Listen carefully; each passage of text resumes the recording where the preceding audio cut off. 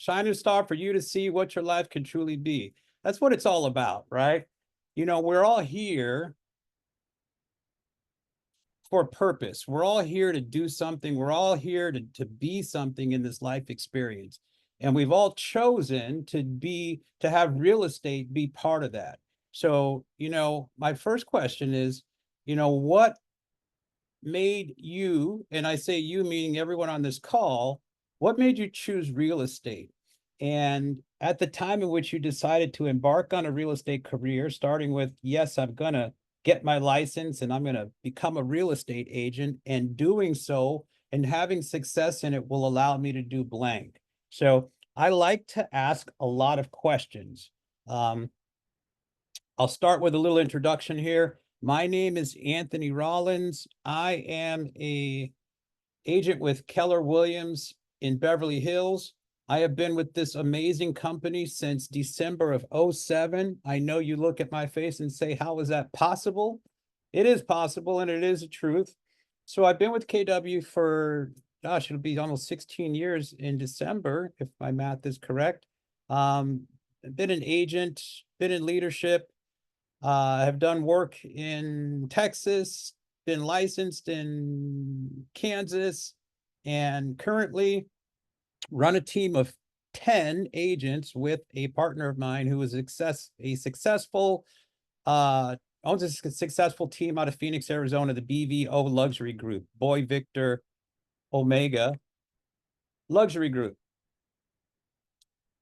So we co-host a morning call every single day on bvoclassroom.com if anyone on this call would ever like to check it out. It is Pacific Standard Time, 7:30 to 8:30, Monday through Friday. And I'm just going to drop that in the chat for anyone because this is Ignite After Dark for all of us West Coasters. So we like to consider ourselves to be the pivot shift of the West Coast. And we do a daily class that's a affirmation, motivation, mindset, real estate best practice. So we have we do mindset exercises, we do daily affirmations, we do meditations, we have quotes of the day, we have bold laws of the week. We go over interest rates. We go over real estate best practices. We listen to segments of Pivot Shift. And we also listen to and go through a lot of the MREA books, Millionaire Real Estate Agent, Shift, books like The Compound Effect, 12-Week Year, Atomic Habits, and everything else like that, and the one thing. So if you're looking for something to kind of energize your mornings, because we know how our morning goes, how our morning starts goes the day. And our morning is domino number one. And when we consider that our most important activity of the day is lead generation as a real estate agent, the focus and energy that we bring to lead generation will dictate how successful we are in that effort, right? So if you just wake up and just jump into real estate, into lead generation without having prepared your mind of what that's going to be like, who I'm going to call, what energy do I bring to that conversation? Because we know sales is just a transfer of energy, right? My ability to get you excited about something, educate you, provide you information so you can self-discover and make decisions that are in your best interest is what sales is all about. And us as sales practitioners in real estate, our job is to bring a high level of knowledge and information and energy to the conversations that we have with potential buyers and sellers.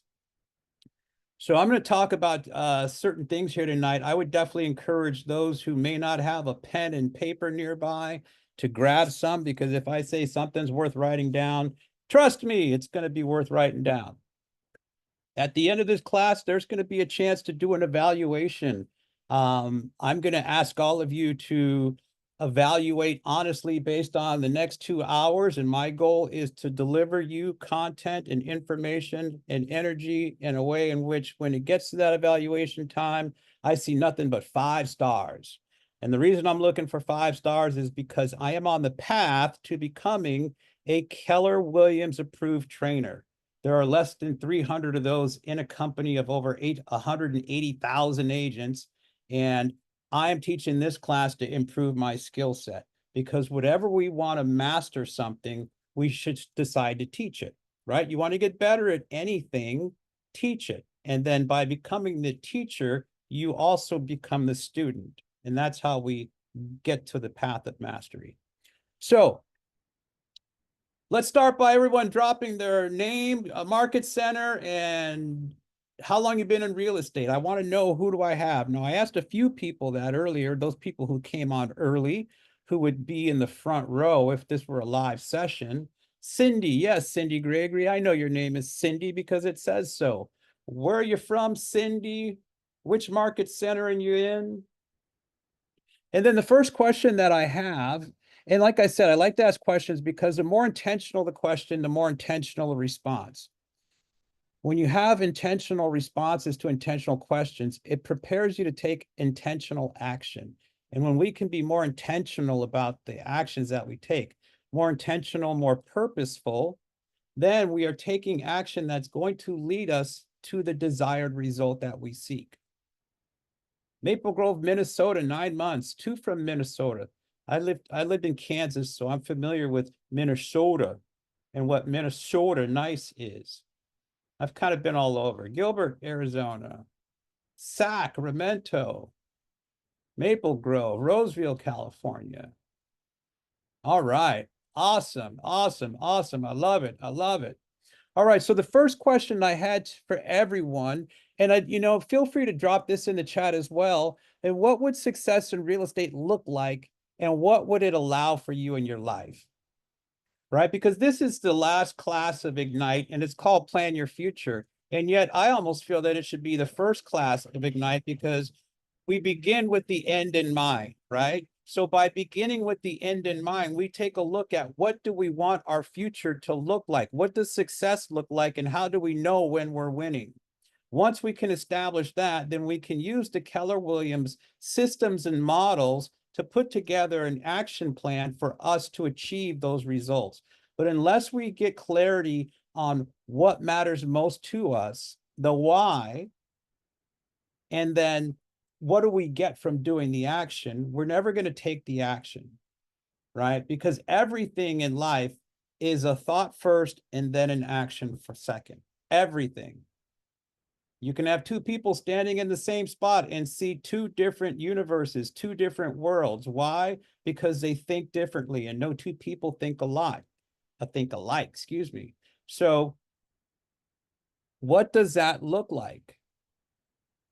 Because we have to have a why, and we're going to talk about a big why. And big why is always something that is mentioned a lot in the Millionaire Real Estate Agent book, is because it's going to drive your actions. There has to be something that you are emotionally tied to that's going to allow you and motivate you and inspire you to get up and do the things that you need to do to be a successful real estate agent. And we know being a successful real estate agent requires consistency in very mundane activities.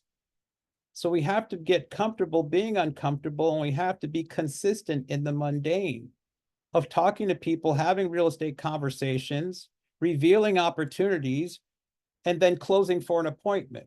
So everything that we do in real estate really comes down to having conversations, asking questions that reveal an opportunity, and then based on that opportunity, our ability to close for an appointment where we're going to A, present a buyer consultation, or B, a listing presentation.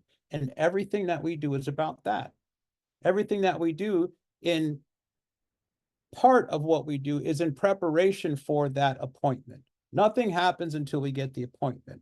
And then once we get the appointment, we have to have the proper presentation skills, right, to deliver our value proposition at a high enough level where we can get in agreement with someone across the table. And when there's that transference of energy, along with the transference of trust and safety and security, because that's what people want. We all want safety, we all want security, and we all want to feel that we can trust someone that's going to be handling something for us, like the sale of our biggest asset. So when we go on appointments, it's really not about the mindset of getting a listing or getting a buyer agreement. It's getting in relationship with the person across the table, making the connection. If we can make the connection and then we can instill trust, confidence, security, and safety, the natural progression would be the signing of a contract. Does that make sense to everyone? All right, all right. So I'm going to pull up, get back to our slides here so we can kind of get into our presentation.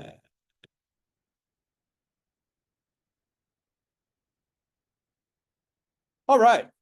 So again, this is session 20. You guys have been through 19 sessions of Ignite, and I feel very privileged to be wrapping up this amazing course with you all tonight. Like I said, I think this should almost be number one because we begin with the end in mind. And that's one of that's from, I believe, Stephen Covey's 7 Habits of Highly Effective People. If you've never read that book, you may want to jot that down. Stephen Covey, 7 Habits of Highly Effective People. Begin with the end in mind. What do you want your future to look like? If it were as good as it could be, what would it look like? How many families a year would you be helping? How many deals would you be closing? How much money would you be making? And then with the money that you make, what does that allow you to do? Who are you helping? Who's benefiting from you making money? How are you benefiting from you making money? Because it's not the money, it's the good that the money can do. It's never about the money, it's the good that it can do. Because all the money in the world won't make you happy. We have to understand and identify where our happiness is and what part financial abundance plays in it. And then how do we formulate a plan that's going to allow us to go out and achieve that financial abundance so we can then really live a life by design? Because our job is not to be professional real estate agents forever. Our job is to follow a proven model as systems and be consistent in that effort to make enough money so we can then live out our purpose. And for those that don't know what their purpose is, and maybe that's a different conversation to have, and yet we're all here for a very specific reason. We all have a very specific gift. And our job is to identify what our true talent is, what our gift is, and then how we can go out and deliver that gift to the universe. That is what we are here for. All right. So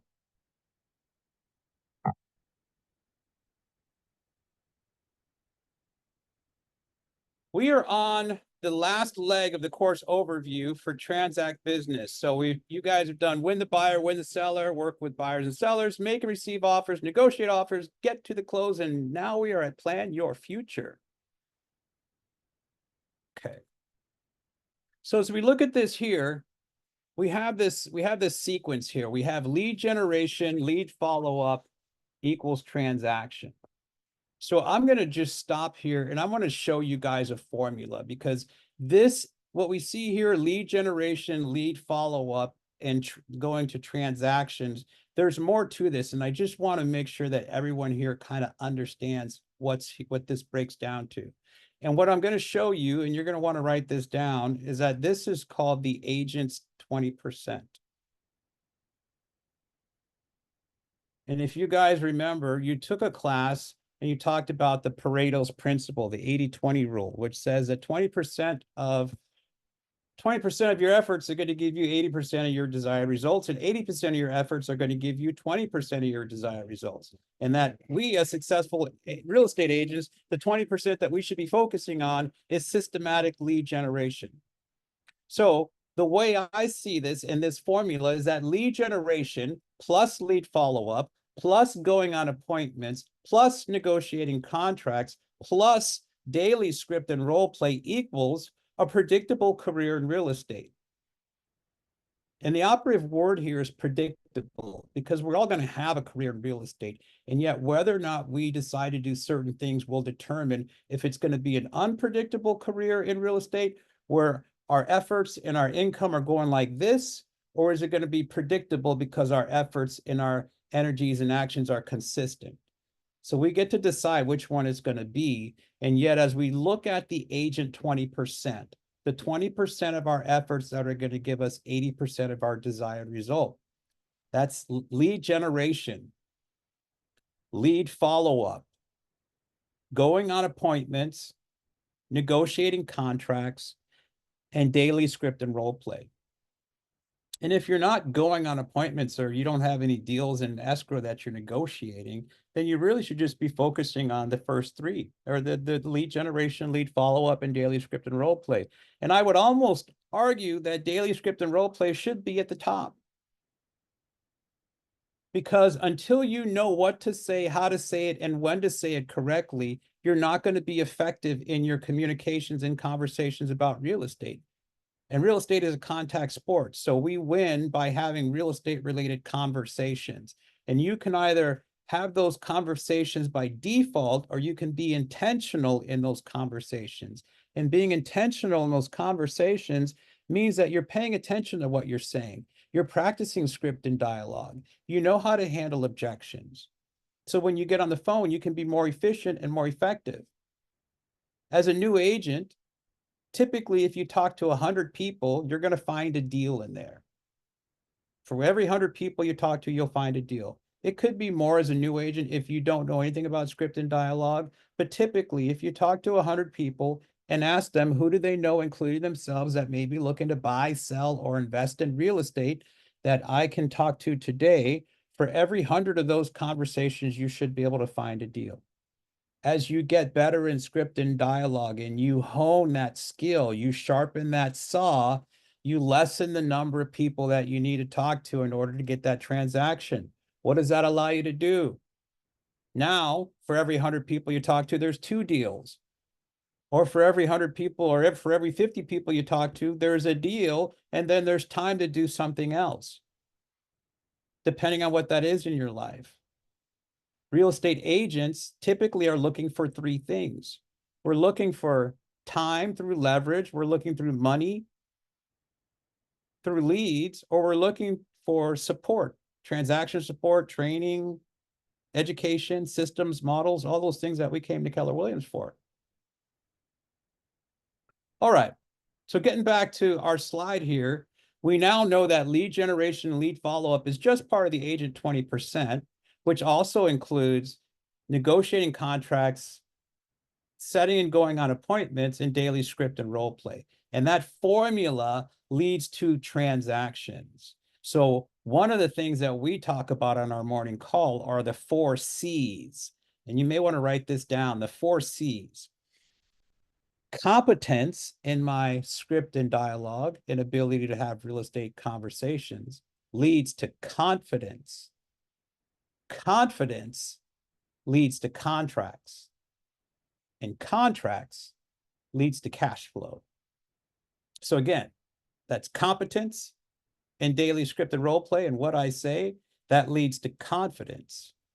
And the confidence, when I'm at the table and I'm conveying trust and confidence and safety, leads to signed contracts. And the more signed contracts I have leads to cash flow. All right, so we're going to start today's agenda by setting your sights on a big future. And then we're going to move our way through this wonderful timeline and end it at daily success systems. All right, who would like to come off microphone and read this quote from Gary Keller for me? What you think matters. How you think in the beginning really matters. So let's talk about this. How you think matters, right? Because I said not too long ago that everything in life is a thought first, and then based on that thought, there's an action. So we know how you think is important, and how you think in the beginning really matters, because when you think in how you think in the beginning determines everything else, which is why I say begin with the end in mind. So when we think about how we want something to be in the future and we bring that to the now, then we know what the next right action is that we need to take immediately. What's the action that I can take right now that's going to have the greatest impact on the tomorrow result? Now I'm going to break away, and I just want to show you guys another. Let me see if I can just get to this here. Okay. So how you think matters. And like I said, I'm showing you guys a lot of different things here because they all come into play. So what we have here is the foundational model of the millionaire real estate agent. This is taken from the MREA book, which is right here. And I'm interested in knowing how many people on this Zoom have read or listened to the MREA on audio. Please drop it in the chat if you have. I'm just trying to get an idea. Typically, it's never more than 40% of the people, which is very interesting. Brian started reading. Jessica, yes. Working on it. Yes. All right. This should be a homework assignment for you guys. You should have the book and you should be reading it. Or you can get it on audio and listen to it on audio, but you want to be able to start wrapping your head around the contents of this book, because in this book are the contents by which this company exists. And the thing about Keller Williams, pardon? Sorry, audio. I'm sorry, what'd you say? I'm sorry.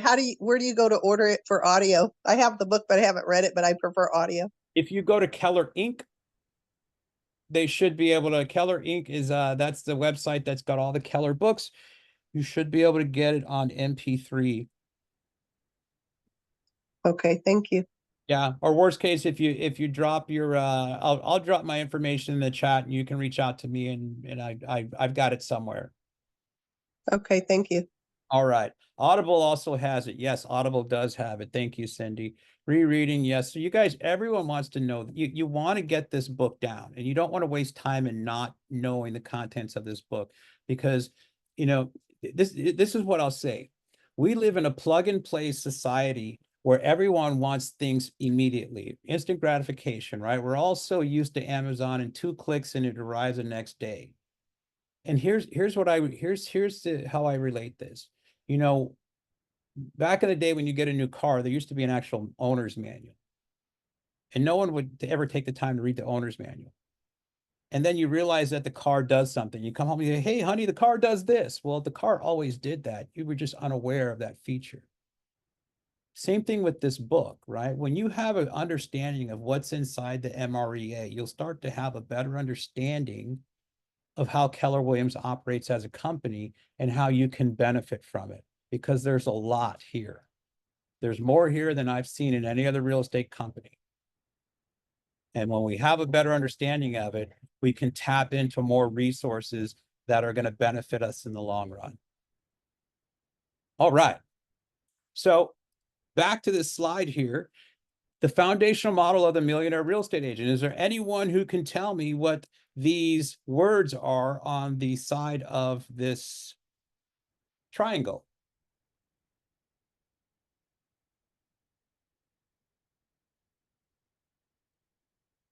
Listing and Okay. leverage. All right. Thank you. Right. Sounds kind of obvious, right? And this is why you guys want to read the MREA, because this is one of the foundational principles of Keller Williams.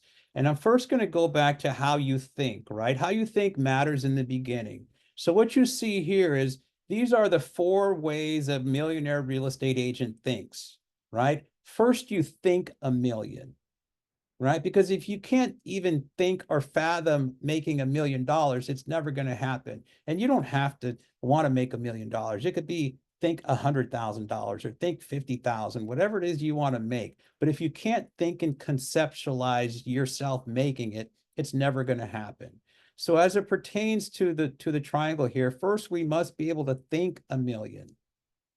Secondly, we must be able to earn $1 million, which would be an earned in GCI, gross commission earned.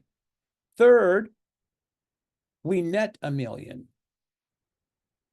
And then fourth, we receive $1 million. And if we've taken our business to the 7th level, which Keller Williams teaches you how to do, then you're in the potential, you have a potential opportunity to have a business that you've built, branded, and leveraged and stepped out of the day-to-day activities of, and now you oversee the operations as a CEO with an opportunity to receive $1 million without working in the day-to-day activities of that business. And then I think we actually have another one, which is Give a Million. And that was started by Ben Kenny, right? So first we think, then we earn, then we net, then we receive. And then how can we give away $1 million? And some people might think, well, why would I even want to do that, right? But this is all about possibility thinking. And it goes back to how good could your life be if it was as good as it could possibly be? And most people don't spend enough time in possibility thinking because what's going on in their life is keeping them in a state of lack.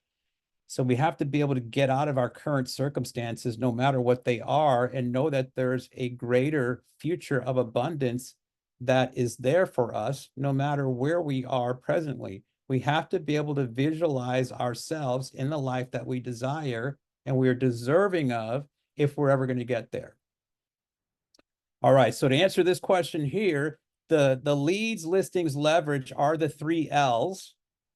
And you want to write that down, the 3 L's of the MREA: leads, listings, leverage, right?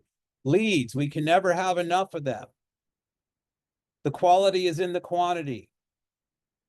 Leads lead to listings. Listings lead to leverage. And why do listings lead to leverage? Because when you get a listing, you have leveraged opportunities now. You have a sign in the yard, which people are going to call on. So you can get sign calls. You now have open house opportunities where you can attract buyers. You now can send out mailers for just listed. You can run Facebook ads. All these leveraged activities come from a properly marketed listing. It's easy with the proper systems and leverage to handle 10, 12, 15 listings at one time. And yet it would be hard to really manage more than 6 or 7 buyers at the same time, because there's just a different time and energy commitment to each one of those processes. So through listings, we get leverage. And the MREA book says that every properly marketed listing should provide you one additional sale, either in the form of another listing or a buyer transaction. All right, any questions on the 3 L's or the think, earn, net, receive in the foundational model of the millionaire real estate agent? No questions. All right. I have a question. Is that book the same as the Millionaire Real Estate Agent Playbook? Nope. The playbook is specifically has playbooks that you playbooks for plays that you can run for different types of lead generation models that you can run. So when you decide what it is that you want to do in that regard, right? Like, how do I want to lead generate, right? There's lots of different ways. You can door knock, you can call expireds, you can talk to for sale by owners, you can work your sphere, you can hold open houses, you can run Facebook leads, you can do probates. There's 30 something, 40, close to 40 different ways you can generate a lead. The MREA playbook shows you how to run each one of those plays, depending upon if you do webinars. Here's how you would run successful webinars. If you want to do open houses, here's how you would run successful open houses. But I would definitely recommend a copy of that book as well, because here's the thing about lead generation. We have to know what things we're going to be willing to do and which ones we're not.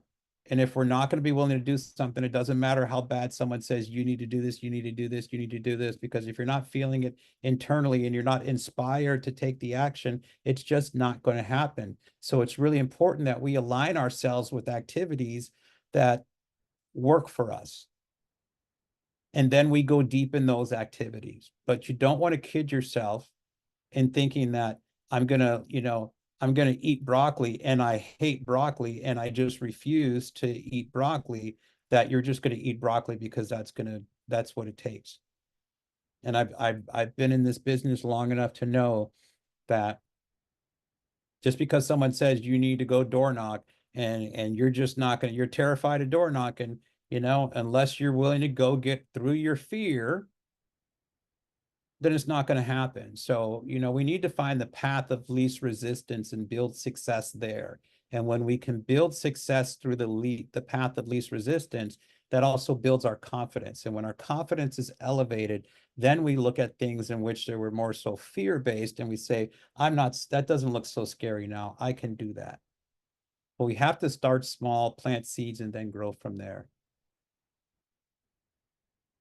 All Well right. said. Thank you. You're welcome. All right, so let's move it along to mindset matters. So what is mindset? Anyone care to take a stab on what mindset is?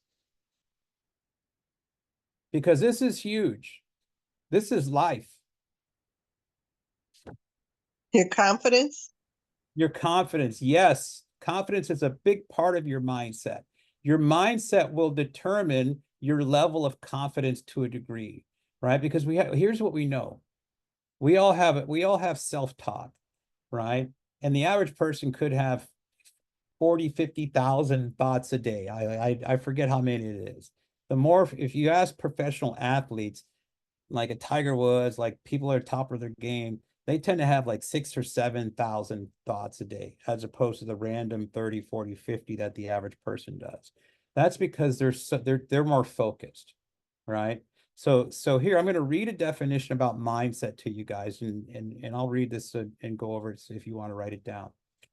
A mindset is a series of self-perceptions or beliefs people hold about themselves. Or again, a mindset is a series of self-perceptions or beliefs people hold about themselves. These determine behavior, outlook, and mental attitude. These determine behavior, outlook, and mental attitude. For example, believing you are either intelligent or unintelligent. Now, if you believe that you're intelligent, then your confidence will be high. If you believe that you are unintelligent and unworthy and undeserving, then your confidence will be low. And everything that we do on this planet as human beings is driven by our mindset. And we either have a mindset that works in favor for what we're looking to do and who we're looking to be and what we're looking to achieve, or it works against us. And just like milk, your mindset is perishable. Just like willpower that they talk about in the One Thing book by Gary Keller. Our willpower is perishable. Our mindset is perishable, which is why every day we have to get up and we have to exercise that muscle. We have to commit to waking up and having a powerful morning routine, a morning routine that serves us, that elevates us, that gets us to where we need to be so we can then go into the highest priority action item of the day, lead generation. And the mindset that we bring to our morning is the mindset that we take into lead generation. And because life has so much coming at us 24/7, we have to protect our mindset and we have to build it up. And every single day we have to be able to tell ourselves, yes, I can. Because there's so much about life that tells us we can't. There's so much about our history, our past, our relationships that tell us we're not able to do so. And we have to be able to change that. And life it's an inside out job. We have to be able to create the mindset of can do to then be able to go out and do successfully. All right, the KW belief system, the Y4C2Ts, the W, win-win or no deal, integrity, do the right thing, always do the right thing. There's always the opportunity to do the right thing. C, customers come first. C, commitment in all things. C, communication, seek first to understand before being understood. That's another one of Stephen Covey's 7 habits of highly effective people. The 4th C, creativity, ideas before results. Proven systems and models before we get creative. Know that success leaves clues. Know that people have walked the path that we are on before us. And instead of going out to try to recreate the wheel, why don't we look to proven systems and models and then build on that? T, teamwork. Together, everyone achieves more. T, trust, starts with honesty. Equity, opportunities for all, building a bigger table so we can have more seats at the table. And then S, success, results through people. And in results through people, that's leverage.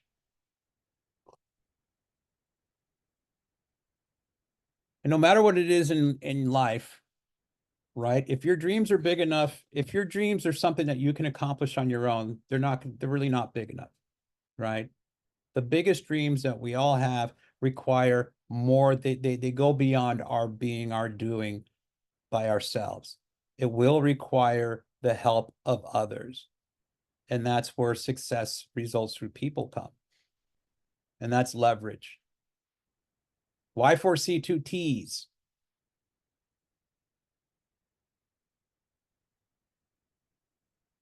All right. Revisiting your value proposition. So in an earlier class, you guys created a value proposition. It's really important to have a value proposition and have an understanding of who you are and the value that you bring as a real estate agent. Even if you're brand new and you're still, or you're waiting to get your license, what did you do before real estate? Whatever you did before real estate that you were good at, that's part of your value proposition. If you were a bartender or food service, like I was before I got into real estate, hey, I knew how to work in a fast-paced environment, to be multitasking, great communication, customer service skills. I'm going to use those in servicing you as a client, even though I'm new. Right? We have to know who we are and have belief in that. And that becomes the value that we then provide to our customers. Are you confident in sharing your value proposition with your contacts? If someone says, why should I use you to help me buy and sell a house, Lorena? You have to be able to articulate why there's a benefit of using you as opposed to the other, at least in LA, 10,000 licensed real estate agents, right? So we know the consumer has more options than they can shake a stick at. And most people have a friend or a family member with a real estate license. So it's up to us to be able to demonstrate and articulate a value to the person across from us at the table as to what we're going to do to make their experience working with us better than any one of the other options that are out there for us. Any questions on value proposition?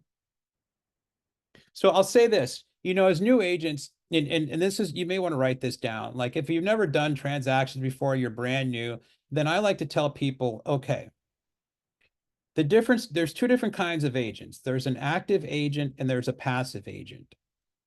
An active agent, when holding an open house, is going to go door knock the 10 doors to the left, the 10 doors to the right, and the 20 across the street the day before the open house. And he's going to hand out a flyer and says, hey, I'm holding your neighbor's house open at 1234 Main Street tomorrow from 1 to 4. It's a 3-bedroom, 2-bath priced at $1.2 million. Who do you know in the area who may be looking to either move into a different house or move into the neighborhood? That's what an active agent does. A passive agent is the one that's going to show up at 12:45, turn on a few lights, put some flyers out, sit down on a chair, and then as people come through the door, say, hey, the flyer's on the table, make sure you sign in. And if you have any questions, I'm here.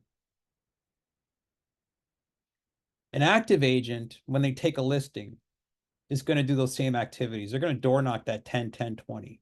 They're going to circle prospect the 100 homes around that and say, hey, I just listed your neighbor's home at 1234 Main Street. They're going to run a Facebook ad. They're going to promote that listing at the office meeting. They may go to the farmer's market and promote that listing.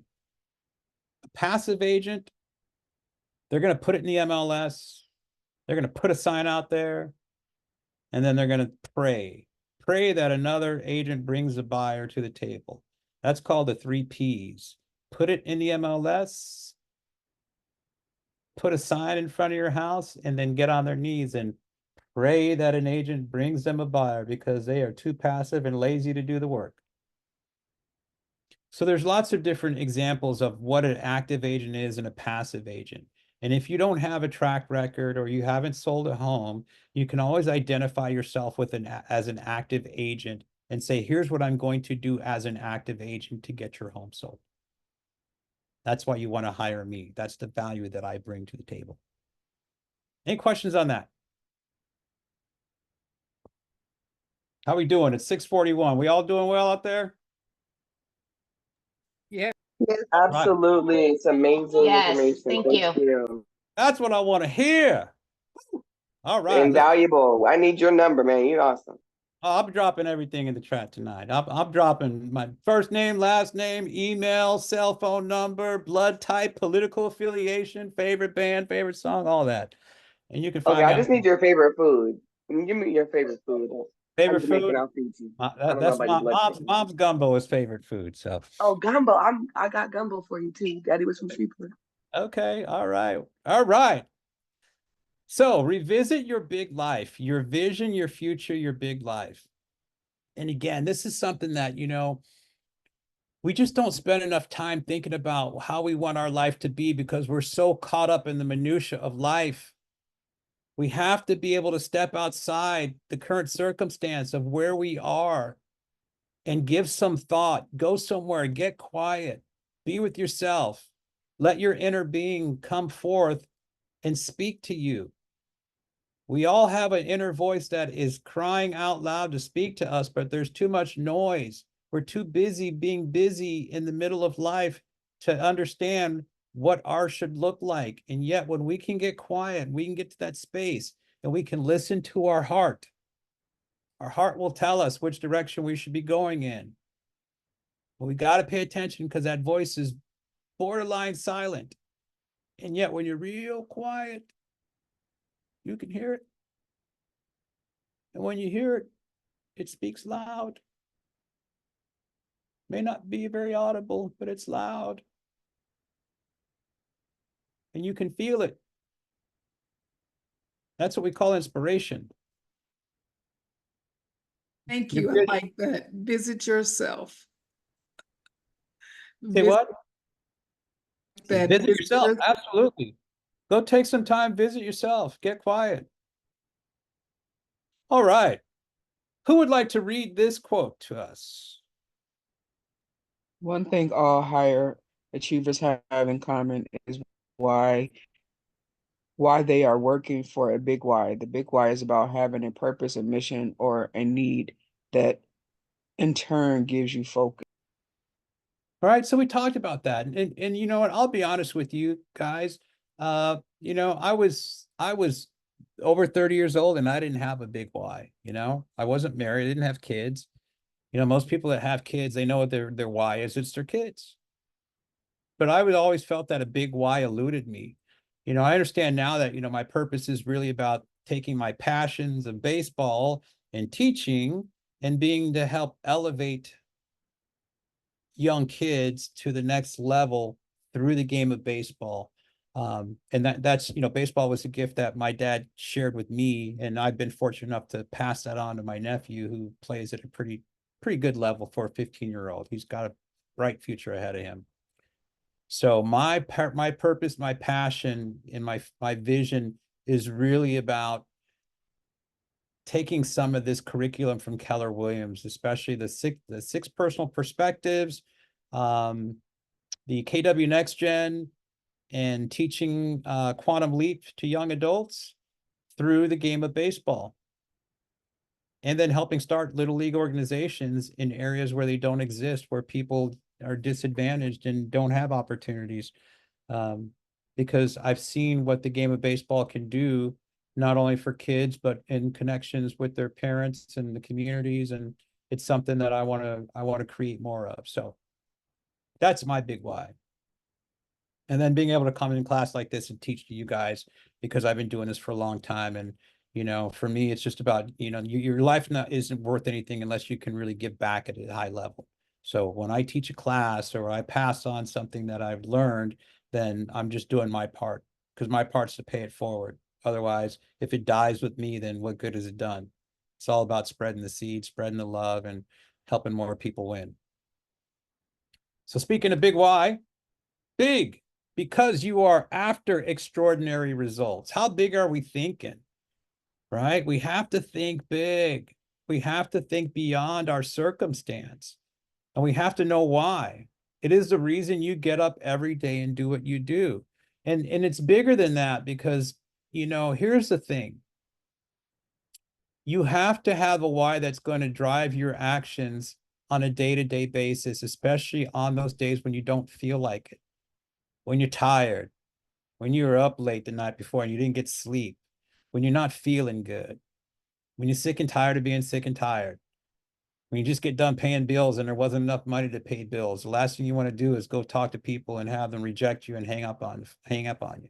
But we have to be able to find a why that's going to drive us, that's going to inspire us, that's going to get us to do what we need to do in spite of how we feel.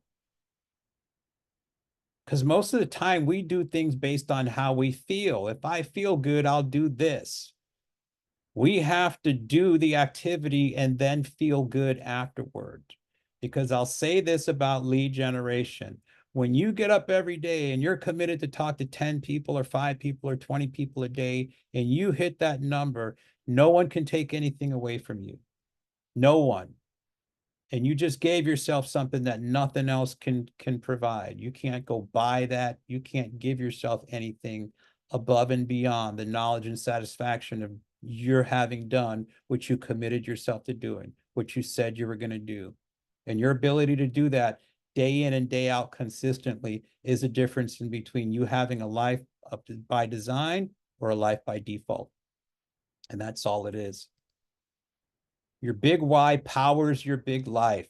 So one of the co-authors of The Millionaire Real Estate Agent, his name was Dave Jenks. Dave Jenks was a very good friend of mine. And Dave Jenks would always say, a big enough why will kick the tar out of any how. Right? So you can say, I want to make $1 million. And the first thing that comes up is going to be, well, how would I do that? Right? And in the how is where all the fear, all the doubt, all the uncertainty lies. And yet we all know, and we've seen examples of that, right? The 120-pound mother who's able to lift the car to save her child. Well, how did she do that? How did she do it? Her why to do so was big enough. So in the moment, we all have supernatural power. And what we need to understand is that life is really lived in the moment. It's in the moment of decision making where our life takes place. And sometimes if we could slow down life to pause before each of these decisions that we make most of the time unconsciously and give thought to, hey, I'm about to lead generate. What's my outcome? What's my desired outcome? I'm about to step into this social gathering or this 4th of July party next week. What's my outcome? Is it my intention to have a real estate conversation? Is it my intention to get 4 contacts? Or am I just going to go and do whatever I do unconsciously and have it be like any other day? So in the moment is where we live life. And in the moment is where we make decisions that dictate our life. So always give thought to when you're getting ready to do something, like just what's my intention? What's my desired outcome? Every time you ask a question, right, the answer comes. So I love asking questions. And when we can ask better questions of ourselves, right, not unempowering questions like, why does this always happen to me? But empowering questions. What's the one thing I can do such that by doing it, everything else becomes easier or unnecessary? That's the focusing question from the one thing. I'll say that again. You may want to write this down. What's the one thing I can do such that by doing it will make everything else easier or unnecessary? And as you go through your life, right, we have this wheel of life. Tony Robbins talks about a wheel of life. It's your spiritual, physical, emotional, Personal, financial, business. I think that's it.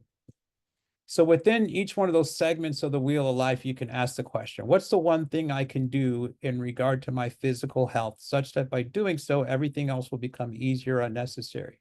Once we start asking big questions like that, the answers start revealing themselves, and we have the knowledge and information. Now we are obligated to do something with it.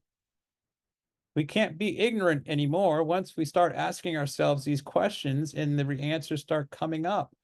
It's then our responsibility to take those answers and implement them so we can have the life that we want. Because we all want a certain life, right? We all want a better life than the one that we're living, no matter how happy we really are. There's always room for improvement. And yet improvement in quality of life does not happen by default. It is a conscious, intentional decision that's ongoing. All right, ahas. Who's got some ahas for me? Visit yourself. Absolutely. Visit yourself, right? Who else got an aha for me? Two more. Stop being a passive agent. Don't be a passive agent, right? Active versus passive. Who else Don't got be spoiled milk. No spoiled milk. Life no is spoiled precious. milk, right? Life is precious and it's perishable. Our willpower is perishable. Our mindset is perishable. Our habits, the ones that we're building, are perishable. So are the bad ones. So we got to make sure we feed the right habits. All right. Keep What's your that? hands on the wheel. Keep your hands on the wheel. 10 and 2. All right. So here we are. Have smart money business. So we're going to move along here. We got an hour and 8 minutes left, and we've gotten through, I don't know, maybe about a third of our content. So we're going to kind of pick this pace up and keep moving along here. So our next slide here talks about the 6 core competencies of a business. 1, lead generate, capture, and convert to appointments, right? We know we have to lead generate consistently. We capture leads, they go into our database, and then through systematic follow-up, be it by both smart plans, right? Text and email campaigns. So communications are going out automatically. And we're also talking to our database quarterly, right? And that process is called the DTD2. DTD2, do the database to. By doing that, right? Talking to our database once a quarter using the DTD2, and then having automated systematic follow-up on an ongoing basis, 36 touch campaign throughout 12 months, plus the DTD2, we're going to convert people to appointments. Our job when we get people in our database is to stay in front of them until they're ready to make a decision. We cannot control when someone makes a decision to buy or sell, but we can control whether or not we're going to be in front of them at that time. And that doesn't happen by default. It happens by being systematic, being intentional, and being purposeful in that approach.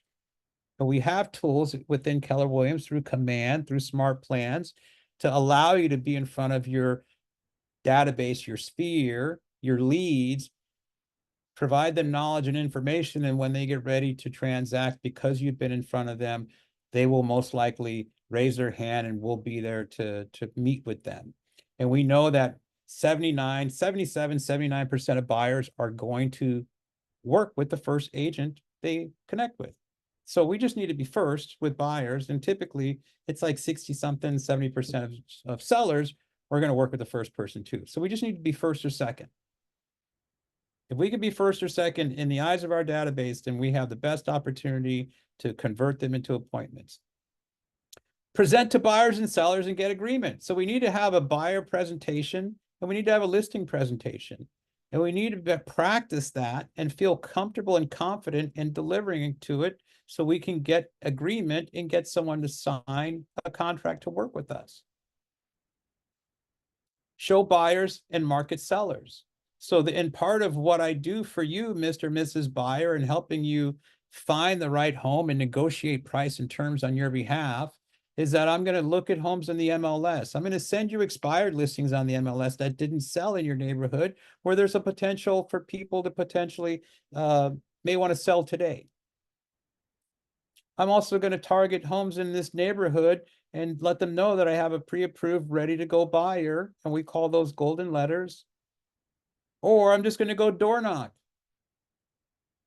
And even if I find a home that you don't like, I might have just revealed my next listing. Same thing for sellers. I'm an active agent, Mr. and Mrs. Seller. Here's what I do to get your home sold. We write and negotiate contracts. We coordinate the sale to closing, and then we have to manage the money. 4 and 5, outside of 1 and 2, 4 and 5 are the biggest ones, because once we get under contract, we have to first be able to successfully negotiate a contract. You have to know how to write a proper contract. So you want to make sure you're taking your contract class and you're paying attention, because there's a lot of agents out there that are writing contracts that wouldn't know how to explain the contract to a buyer if they had to. That's part of our job as being a fiduciary, is knowing the contracts and how to present it to someone and explain it to someone, as opposed to just pushing paper over to them and say, sign here. And please don't ask me what's there, because I wouldn't be able to tell you. Negotiating contracts. We also want to know how to negotiate on behalf. We want to know how to ask questions to the listing agent. How many offers do you have? What's the seller's motivation? What are they looking for outside of price? When we ask questions and they reveal answers, we know how to better negotiate. We also look to coordinate the sale, the closing. Negotiating also is part of negotiating for repairs based on the physical inspection. Over 60% of deals fall apart in the negotiation stage because buyer and seller can't come to an agreement on request for repairs. So how successful you are at negotiating that determines whether or not you get paid. Because to go through the lead generation, get the appointment, present, market the listing, get under contract, and not be able to negotiate requests for repairs and the deal collapses, what good is that? And then finally, manage the money. Managing the money is important, because as independent contractors, you either do a good job of managing the money or you don't. And you either have good money habits or you don't. And you don't need money to have good money habits. Most of the time, if you don't have money, it's typically because you had poor money habits. Because if you had good money habits, you would have more money with the little money that you have.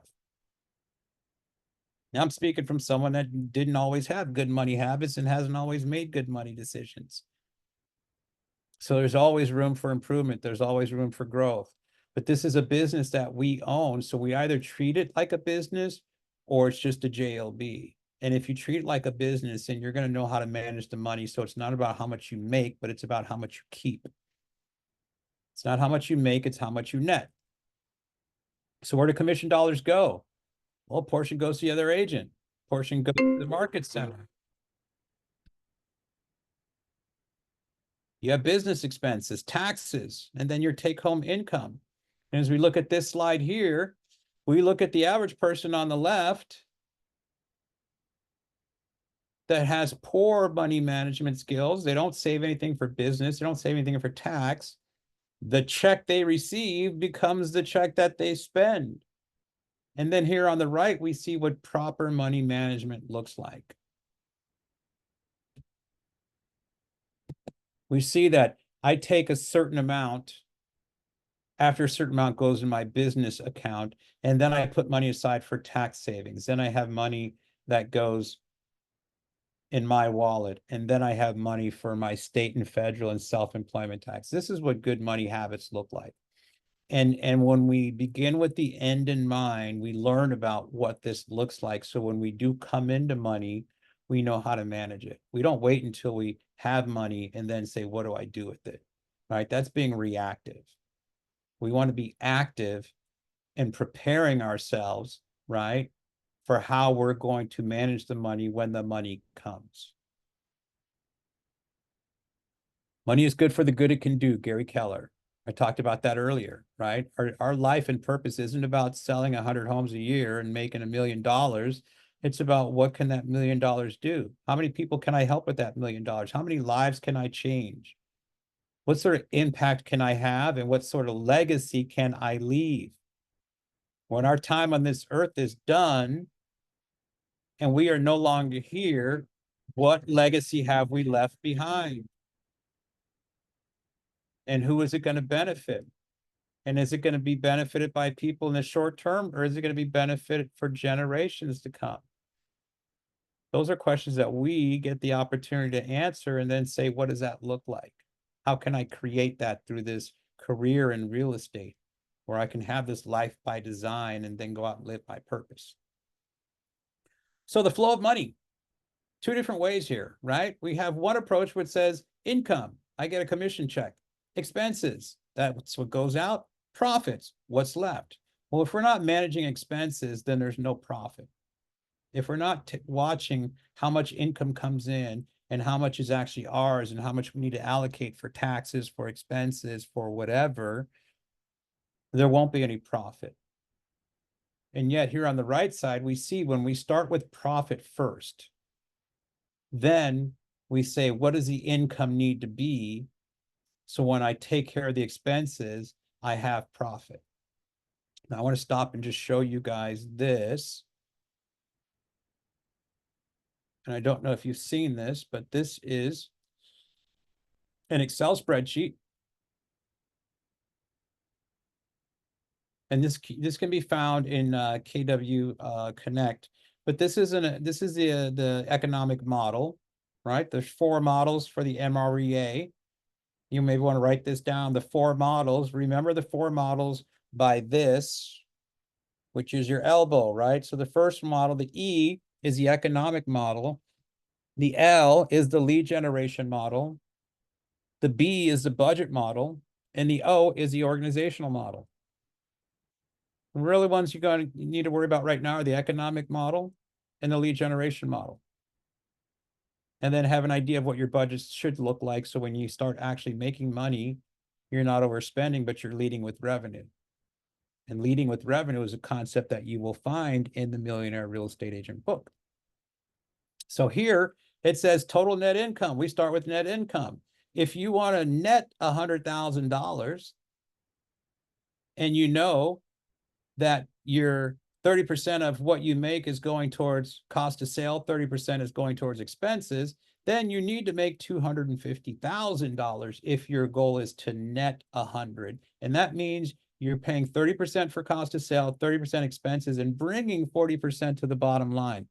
That's pretty, well, you may not, as a solo agent that's leveraged, if you're a solo agent and you have an effective admin and a VA, it's possible for you to bring 35 to 40% to the bottom line, depending on what your average sales price is.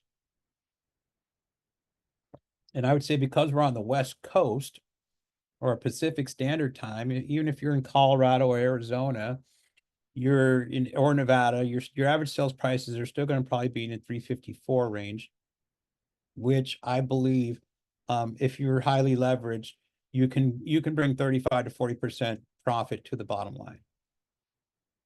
And then this breaks down based on a balanced business of 50% list side, 50% buy side.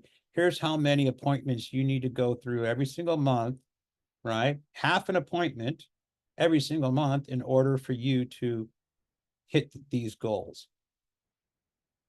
Now, this average commission amount of $21,250 is based on an average sales price of $850, which is about what it is in my neck of the woods. So I'm using that here. But if your average commission is $400,000 or $400,000 sales price at a 3% commission,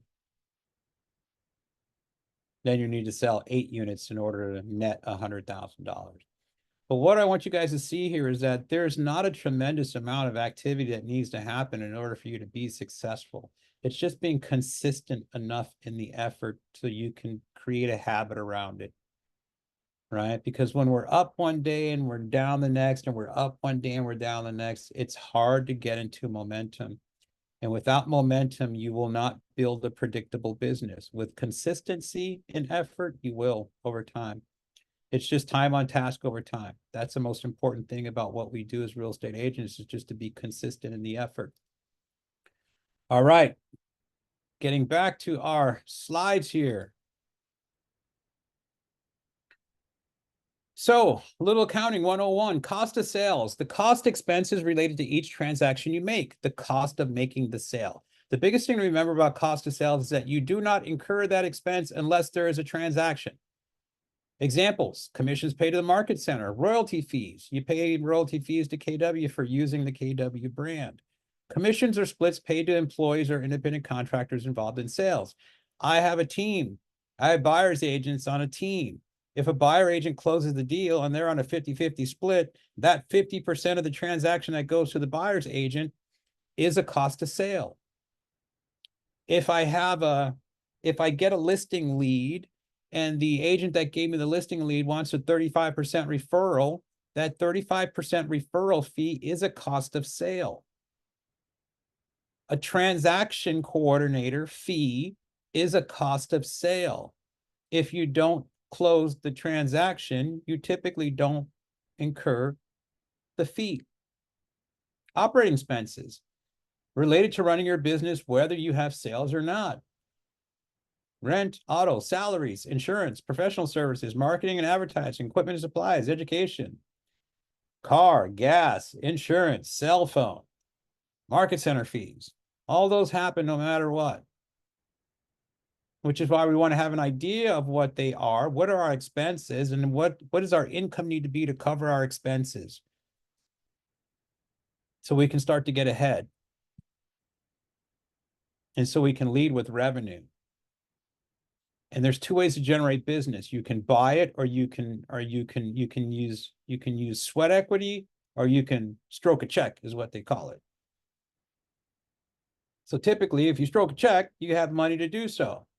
But most people starting in this industry have more time than they do money. So it's really about, how do I get my skill set up and my hustle muscle in gear so I can go out and generate business through my efforts. And then when I generate income, start to use a portion of that income to now market myself, to put more, to reinvest, right? And then expand out with every single transaction. So in that way, we're holding our expenses accountable for a certain return. That's what leading with revenue is, by playing red light, green light. You spend some money, you don't spend any more money until you see a return from the money that you spent. And then when you get a return, or you get a closing, then I'm going to take $1,000 from this and I'm going to put it towards Facebook ads, or I'm going to take 1,500 of this and I'm going to now start farming 1,000 doors instead of 500 doors. Best practices: gain clarity on your big why and plans for the future. Set your personal and business budgets. Open additional bank accounts for taxes, expenses, and other savings. This is good money management. Download and use the MREA chart of accounts. If you guys, if I can get everyone's email addresses, I will send you guys all the stuff that I'm talking about, the spreadsheet that I showed you. There's a tab on there for the chart of accounts, and anything else that we're talking about. I'll be more than happy to get it to you guys.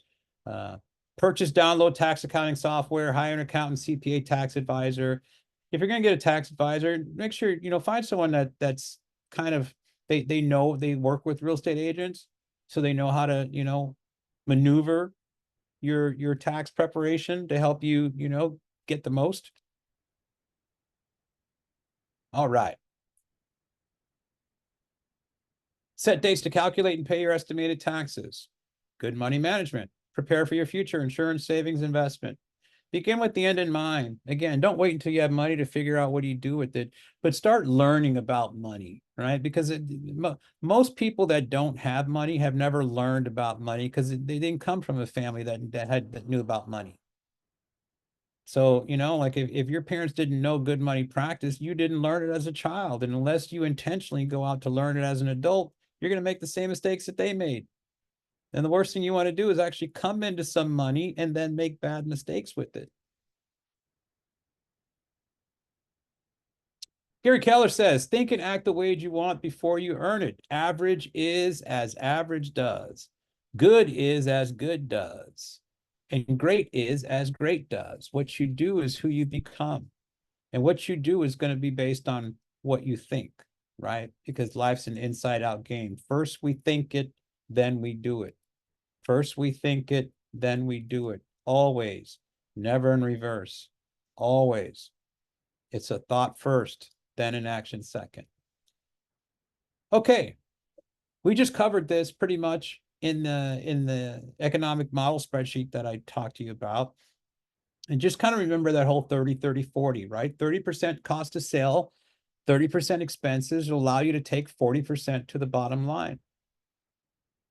And if you're really running your business effectively, I believe that you can take 35, 40% to the bottom line as a solo agent. When you start to grow a team, your expenses just start, they get bigger. Your team gets bigger, your expenses get bigger, and you're actually your net amount, you're still growing, but you're growing at a smaller increment than you were just as a solo agent with a decent sized business. And that's why your key hire as a real estate agent, your first key hire should be an administrative assistant. Start at a part-time level. It can be a VA that you can get for $5 or $10 an hour, which is some of the best money you could ever spend, and give yourself leverage. Because as a solo agent, until we have leverage, until we have success through others, we are doing everything. We put the sign up, we make the flyers, we mail the mailers. We put the signs up for the open house. We hold the open house. We follow up on the leads. We run the Facebook ads. We create the ads. We build out the smart plans. We do it all. And it becomes exhausting because there's so much to do. So that's why we need to get systems in place, and systems help provide us leverage. So we get leverage through technology first, and then when we can afford people leverage, we bring that on.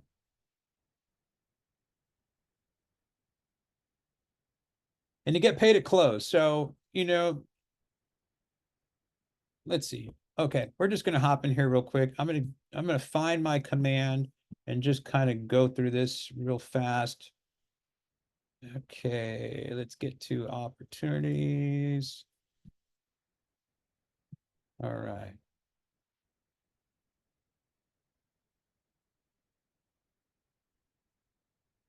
Okay, so here's my command. And we'll just kind of start here. I run a lot of Facebook leads, and I've recently taken all the leads that have responded to a smart plan text or email, or responded to a listing that was sent to them from auto notification, and I had about 95. So right here, I've got 95 or 90 in this cultivate stage. My job is to bring as many as I can to an appointment stage. So as I go through this list of these 90, which are now 78, and I have conversations with them, then I can bring them over into a nurturing stage. And then I'm going to bring them over. And my goal is to bring them over from cultivate to appointment to active to under contract to close. So we need to be able to gamify what we do. And yet within command and opportunities, let's say, for example, I take Julie Lawrence and she becomes an actual deal. Well, here in my documents section,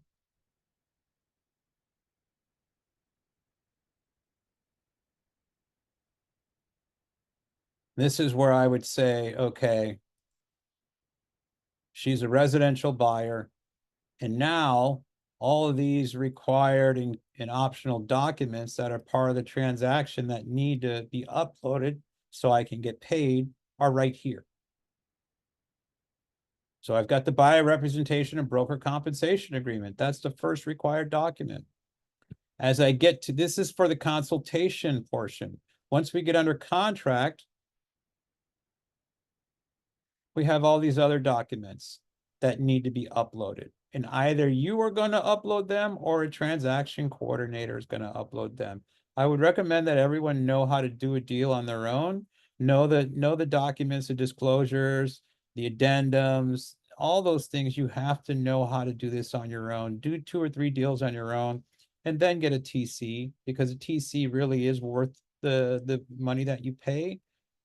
But it's important to really know how to do this. And then when you do this and you submit it to command or submit to the MC, they look at it and then they check all the boxes for approved. And when the file is complete and you have submitted your green sheet, then that's how you get paid. So One way or the other, you're going to be into command, even if it's just to get paid.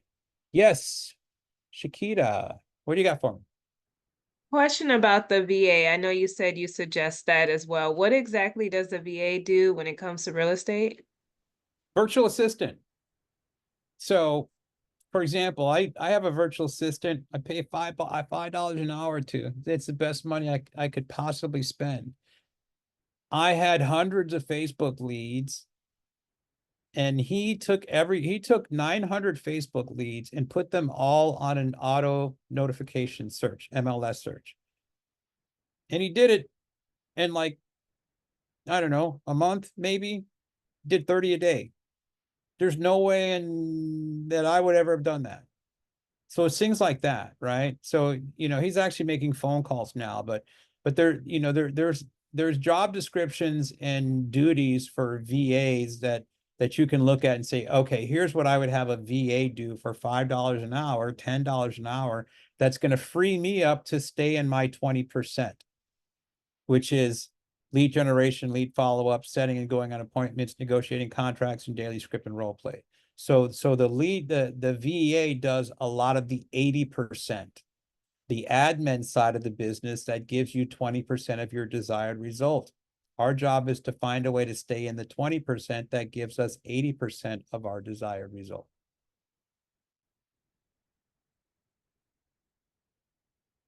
All right. So let's get back to where we were so we can stay on pace here.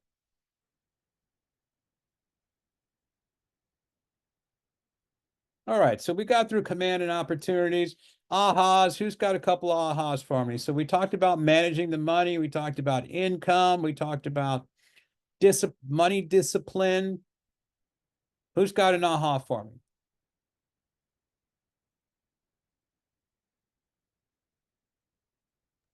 I like the idea of having a VA to do a lot of the busy work. Absolutely, right? And that's what gives us our time back, is let's leverage through people, success through others. So like I said, when I get everyone's email address, I'm going to put a nice little thing together and send it out to everyone. But these are all things that just kind of hopefully will just kind of expand your thinking, and through an expansion of your thinking, you see more possibilities, and through possibility thinking, you start to see what's really out there for you, and how to start taking advantage of some things. All right, so we're going to commit to the success system for life. Going back to some of the early classes of Ignite, we have a daily success system.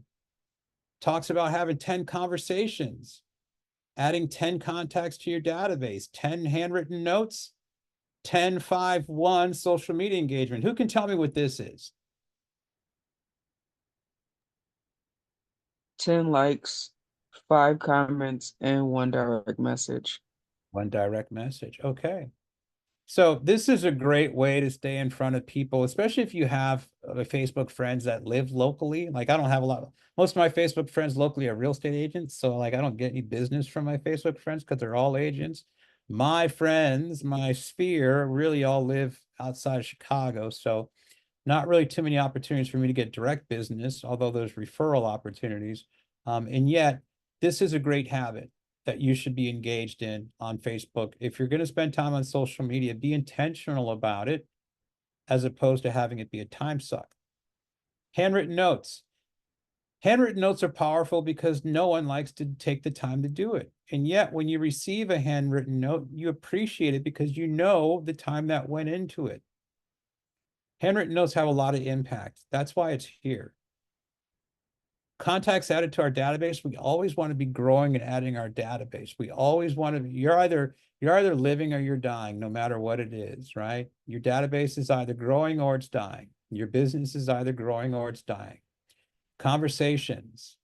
We know that every 100 conversations you have, there's typically a deal in that. Even if you're not so great at having the conversations, you can have transactions in spite of yourself if you have enough of them. So the question is, how soon do I want to get to 100 contacts? Do I want that to happen in a month? Do I want that to happen in a week? Those are all questions we get to answer. And yet we understand the importance of it because real estate is a contact sport and it's vital that we have conversations. Right? A lot of people want to get into real estate because they like the idea of having freedom and making these big fat checks that they see happening on Selling Sunset. And they get into real estate and they're like, oh, I have to talk to people. I have to face rejection. Here's a stat. 80 to 85% of real estate agents are fearful of the activities that they need to do to be successful. We have to be able to get through our fears, our fear of rejection, our fear of the unknown, our fear of get off my lawn, a fear of don't ever knock on my door again, a fear of how'd you get this number? Don't ever call me again. When we start to understand that the yeses are in the no's, then we look at the no's a little differently. And if you knew you had to get through a 99 no's to get to the yes, then every no just gets you that much closer. And that's how you got to look at it.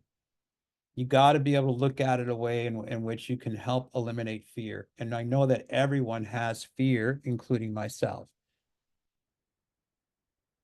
Enrichments, how do you build what are you doing to build up on those relationships, right? How are you nurturing those relationships, moving them down the funnel to lead to appointments, agreements, and closings? The importance of accountability. Now, this year when I went to family reunion, I specifically took classes based on accountability because I wanted to raise my awareness in accountability. So a class I took was called The Breakfast of Champions. Accountability is the fuel of champions. Here's a couple of definitions for accountability you may want to write down. Accountability, taking responsibility for yourself and your actions. Taking responsibility for yourself and your actions. Another definition, the measure at which you own up to what you do. I love that one. The measure at which you own up to what you do. 90% how you respond, 10% is what you do. You are consistent in one way or the other.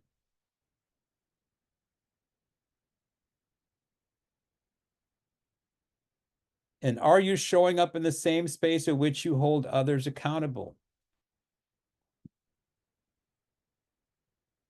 So accountability keeps your mindset focused and positive. It reminds you of your big why. It challenges you and makes you uncomfortable at times because we know that our life by design is just outside of our comfort zone. We have to get comfortable being uncomfortable. Keller Williams has a mantra over the last couple of years about charge the storm, with the buffalo being the one animal that when faced with a storm, you know, the cows will run, the antelope will run, the gazelle will run away. The buffalo is the only animal that will just turn around and charge the storm because it sees that the best path is right through the storm. So I thought about that recently. I said, you know, charge the storm like the buffalo because in the eye of it is your life by design. That's how we have to look at what we want. Like we have to be willing to charge the storm because in the eye of that is everything that we want in life. And it's also one of our 6 personal perspectives. And I'm going to stop here because I want you guys to see the 6 personal perspectives because these are important.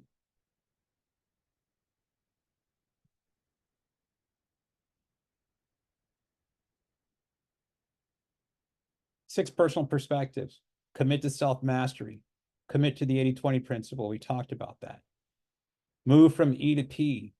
Moving from entrepreneurial to purposeful. Entrepreneurial. I'm your guy, 24/7, 365. I'll do anything, anywhere, anytime. Just let me know. Purposeful. Success leaves clues. Who has done what I'm looking to do? How can I go replicate what they're doing to have the same success? Going from entrepreneurial to purposeful, going from I'm doing it to the best of my abilities, and yet purposeful is, am I doing it the best that it can be done? Make learning based the foundation of your action plan. Always be learning. Always be learning. Through knowledge, we expand, we evolve.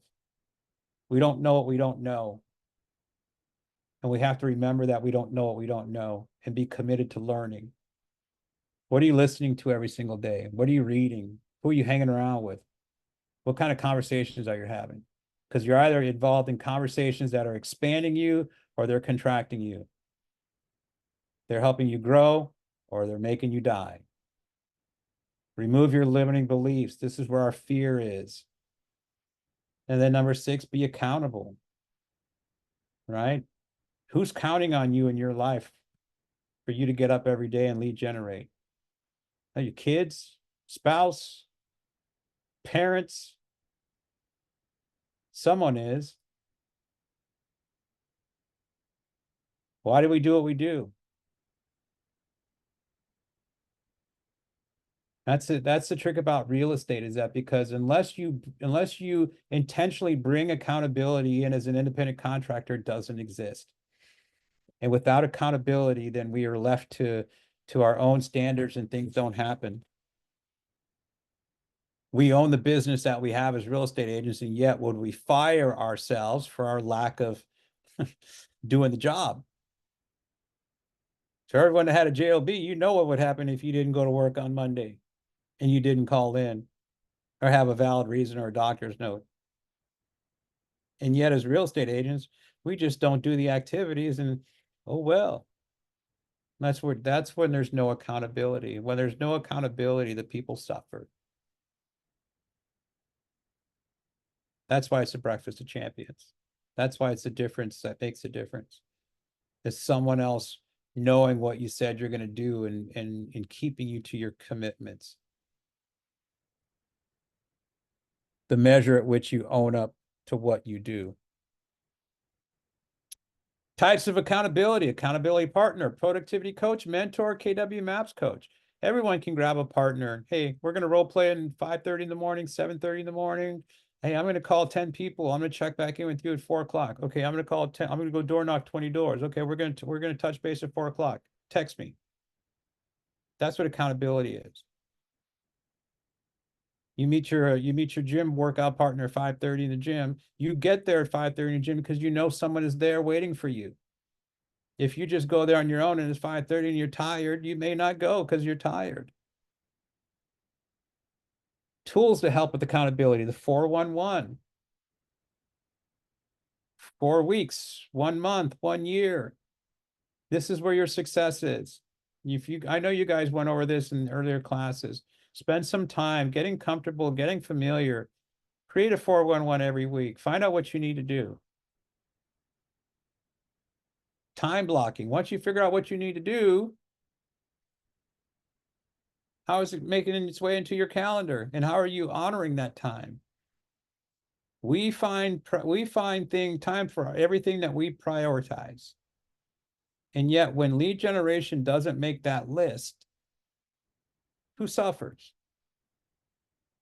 You know, and when do you make lead generation a non-negotiable in your business, in your life, and not something that happens sometime? And then the one thing book. You know, I kind of thought about it like this: lead generation. You have kids. Your kid gets off at soccer practice 3:30, Monday, Wednesday, Friday. Well, you just don't go pick your kid up on Monday, Wednesday, and then figure out that they can make it home on Friday. Right? Same thing for your other commitments, be it to your family, to your spouse, significant other, whatever that looks like. So when do we start to treat lead generation like that? And when we lead generate, that's the equivalent of picking up our kid after soccer practice. When we don't lead generate, it's the equivalent of not picking them up. You may say, wow, that's extreme. And yet when you don't lead generate and you have that kid, are you providing for them? Are you ensuring their safety and security because they're counting on you? We have to start looking at what we need to do and give it the importance that it deserves so we can be consistent in the effort and see the results that we want and have the life by design that we all deserve. And it's simple, and yet it's not easy. It's simple and yet it's not easy. All right. Ahas. We got 30 minutes left. I got a couple more ahas, and then we're going to just keep on moving. Who's got an aha for me? I have a question. Shoot it. I realize what a productivity coach is, but what is a KW map coach? KW Maps Coach. So KW Maps Coaching, that's the organization department within Keller Williams that offers coaching services, from group coaching to level 1 maps coaching to level 2 maps coaching. And level 1 is you meet I think you meet every other week for a 30-minute call. And that's one cost per month. The other cost is you have a weekly call with your coach for 30 minutes. And that's maybe I don't know, $1,000, $1,100 a month. But most of the high level coaching is about $1,000 to $1,200 a month. And it's high level accountability. That's real serious. It's serious. Yeah. Yeah. Yeah. But number one, you have to be coachable, right? Because if you're going to pay for coaching and not do the activities, then you're just spending money. But you're basically paying for accountability at a high level. And when you know that accountability is causing you to do what needs to be done and making the difference, then you see the value in the investment.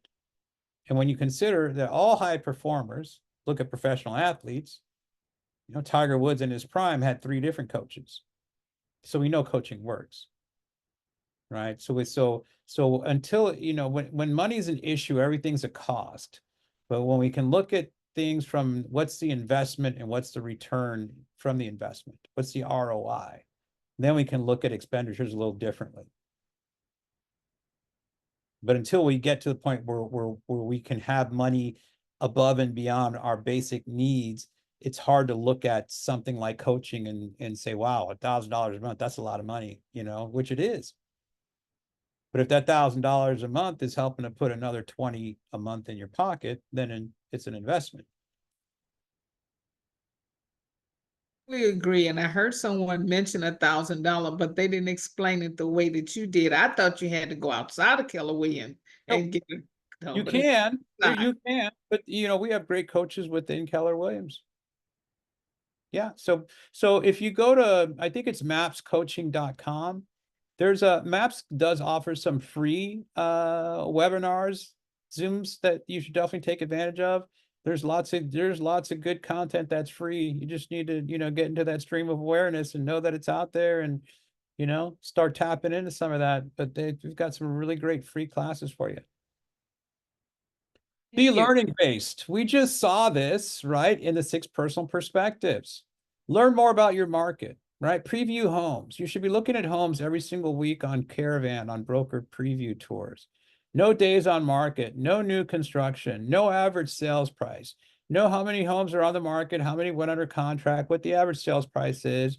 You want to be able to get to a point where if you have a farm, and you should have a farm, that you're previewing homes every single time something comes on the market in your farm. Why? So if you get a buyer looking to buy something in your farm, you can speak intelligently about inventory. If you're meeting with the seller for a listing presentation and you say, here's a house at 1234 Main Street, and they say, have you been in this house? If you can say, yes, I have. And you have a better floor plan, or you can walk in there and say, yes, I have. This home was just remodeled. It's got an open floor plan. It's got high ceilings. It's got an infinity pool. It's on a bigger lot and more square footage than your home, Mr. and Mrs. Seller. That's why this home sold for $200,000 more, or that's why it's on the market for $200,000 more. Yes, Chiquita. So when it comes to previewing homes, is this just a normal setting up and showing time and then just going, or could we not just go and look at the home through showing time? If you use showing time, then that's how you would go preview homes. New listings are typically, I think most areas have broker caravan or, where broker preview, where like ours is on Tuesdays from 11 to 2. So all the new listings are open and the brokers come by and just see the new listings. And then they can tell their leads or, buyers about those homes. And if not, then you can most likely see them if they're open on the weekends. But the goal is to get out and start previewing inventory so you can learn price points. So you ought to be able to look at a house in your farm and pull up to it and say, okay, 4 bedrooms, 3 baths, 2,000 square feet, and be able to guess within $50,000 what that price is. Or know if it's overpriced. Or look at a home and look at the price and go, that thing's never going to sell. Or look at a home, look at the price and go, that's a good deal. I got to call my buyer now. And when we can talk intelligently about inventory to our clients, then we instill confidence and trust. And when we instill confidence and trust, then getting agreements signed is the next natural step in that process. Attend events, Family Reunion Mega Camp. Family Reunion is our largest annual event. It'll be in Las Vegas for the next 2 years. And then it's going to move to, I think, Dallas. Mega Agent Camp will be in Austin. Typically takes place in August. I highly recommend attending one of these two. So you can really see KW culture in action, network, meet agents, participate in breakout sessions, and really just like it's what being at this company is all about. So plan for it. It's a great event. And the ticket, it's not cheap. So you want to budget for it, but it's worth it. And it really helps to reinvigorate you and just how you feel about the opportunities, possibilities in your business, the company, and everything that's good about it. I was Read. told to take bold before we would do something that dramatic because us new agents would be lost. Yeah, I mean, I guess if Bold costs $800, if you take Bold, then, if you take Bold and participate at a high level in Bold, Bold will pay for your family reunion, that's for certain. And you'll have a much better understanding as to, Bold will create a great foundation for how you should look at running a real estate business. And after an 8-week class of Bold, you will probably say, okay, now that I know what I know from having taken Bold, what do I want to learn next? Like I just poured a foundation. What sort of framework now do I want to incorporate as part of my business? And then go to something like Family Reunion and hit specific breakout sessions on internet leads or holding webinars or 7th level open houses, whatever that looks like. And then books to read, the MREA, obviously you want to read that book, Shift, The One Thing. Always be learning, always be learning. Be learning-based courses, Mindset and Ability, 6 Personal Perspectives, Bold, Quantum Leap. Quantum Leap focuses on the 6 personal perspectives. Command Your Business, Smart Finances, Profitability, Business Planning Clinic. Business Planning Clinic is huge. That's where you take that in October, November, and you go through that economic model spreadsheet and looking at what you want your business for the following year to look like. Sales skills. Connect live videos, no ceiling, level up your lead generation, train the presenter. Train the presenter is a great class because it teaches you how to present. And the better you are presenting, the better you will be at buyer consultations and listing presentations. I've taken this class. I've taken the advanced version. I need to take the advanced version 1 again. And once I take it again and pass it, then I will be officially a KWU approved trainer, which is part of my path of what I want. And again, that's one of the reasons why I'm here with you folks this evening. Customer experience, win-win negotiations, diversity, equity, inclusion, the color of real estate, unconscious bias, agent of distinction. So I want to show you guys this real quick here because it's just something that I want to get to. So you understand a little bit more about KW. All right. So this is kind of an old graph, but I want you guys to see. You join KW and first we teach you the proper sales skills to create a real estate business. So we have MAPS coaching. We have classes like Bold. We have Ignite. We have a class called 36-12-3, 36 transactions in 12 months with 3 hours of lead generation per day. We have win with sellers and win with buyers. So once you've learned the sales skills and you've perfected lead generation, right? When you're doing all that you can do and you're lead generating at a high level and you're handling all the business you can handle, at some point in time, you have to be able to bring in leverage. So once you bring in leverage, then it's about hiring, right? First, I learned the sales skills, and then through MAPS coaching and classes like career visioning, which used to be Recruit Select, we teach you how to hire people. We teach you how to identify talent, how to bring talent into your organization, and how to keep talent. Because as your business grows, you want to always be searching for talent and always bring talent into your organization. As your business continues to grow, right? First, this is level one, you. Hiring skills will be level two, maybe an admin, maybe two admins, maybe an admin and a showing assistant, maybe an admin and a buyer's agent.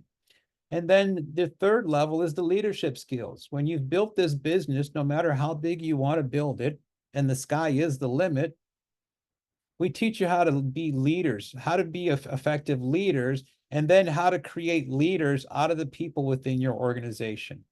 And you see here, as you go up, the income potential becomes unlimited.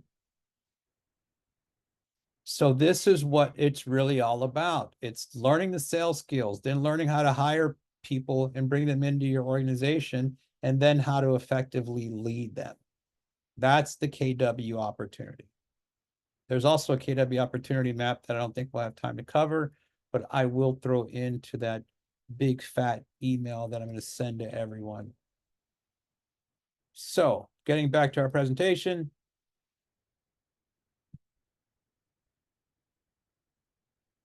Plan for learning. So we have to have a commitment to be learning based, because we don't know what we don't know.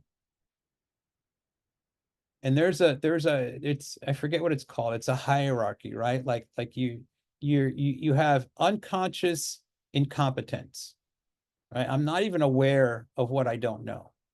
And then you have conscious incompetence.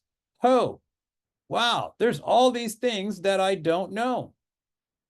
And then you have conscious competence. I'm learning and I'm growing. And then the highest one is unconscious competence, where I know and I don't have to think about it, right? Like a firm grasp of script and dialogue is unconscious competence, where I don't need to think about how I'm going to talk to a for sale by owner when I get on the phone. I just start talking to him because I know. And I can participate in active listening. I don't need to think about what I'm going to say. I already know what I'm going to say. So that allows me to listen. Most people, when they don't know what they're going to say, they're thinking about what they're going to say and they're not paying attention to what's being said. So we have to always be committed to learning and understanding that no matter how much we know, there's all these things that we don't know. You can be new in real estate or in real estate for 15, 20 years. And there's still things. I'm still learning every day. I still get up every day and listen to the MREA podcast or Tom Ferry podcast or some sort of something I'm pouring into me intentionally, something on Audible, something in a podcast, because it's my commitment to learn. And it should be your commitment to learn as well, because your sponges are bigger and like not as saturated. And the quicker you can come into learning, remember, the competence brings the confidence. The confidence brings the contracts. The contracts brings the closings, the 4 C's. All right, we're going to design your future plan. Where are we now? So the KW mission: to build careers worth having, businesses worth owning, lives worth living, experiences worth giving, and legacies worth leaving. So the career is what we do day in and day out. That's the JLB part of it. When we do it successfully, we've actually created a business. And here's the thing. When I got into real estate, it was unheard of that someone could actually have a real estate business that they could sell like an attorney sells their practice, like a dentist sells their practice. KW allows you to do that in the path to the 7th level. There are several agents within this company who have built, branded, and successfully sold their real estate business for an excess of $1 million. And if you look at any business, it's typically valued somewhere between 1.5 to 3 times gross, or 3 times net, excuse me. Right? So if you look at your real estate business, and we went through that economic model where you said you want to make like net $100,000 a year. If you had a consistent real estate business that was netting $200,000 a year, and you had it branded, and you had systems and models and goodwill around that brand, you could potentially sell that business for $300,000 to $600,000. Not so bad. And it's possible. So that's the difference in between the career, the JOB, and the business worth owning. And the life worth living, right? You know, like at the end of the day, what are we doing and why are we doing it? You know, and how do we get to this life that's worth living no matter where we are? Because we're all looking for something better than what we have right now, no matter what that might look like. Everyone wants a better life, and there's a path to it. And the biggest thing is that we have to get out of our own way, right? The obstacle is the way. And most of the time we are the obstacle that's standing in our own way. And once we realize that and can make the shift here, when we can make the shift here, then we can make the shift in the action. Experience is worth giving. Our life experiences, the ones that we give to ourselves, the one that we give to others. And then what do we leave behind when it's all said and done? We have an opportunity through this company to leave a legacy in the people that we help buy and sell and create wealth. And if we've done it correctly, we're able to create wealth for ourselves. And in creating generational wealth for ourselves, then we can either continue the blessing or we can break the curse. And we can all look back to our family history and know whether or not the curse has been passed on or the blessing has been passed on. And if it's been a curse, it's up to someone to break it. And we have the opportunity in this industry with this company to break the curse.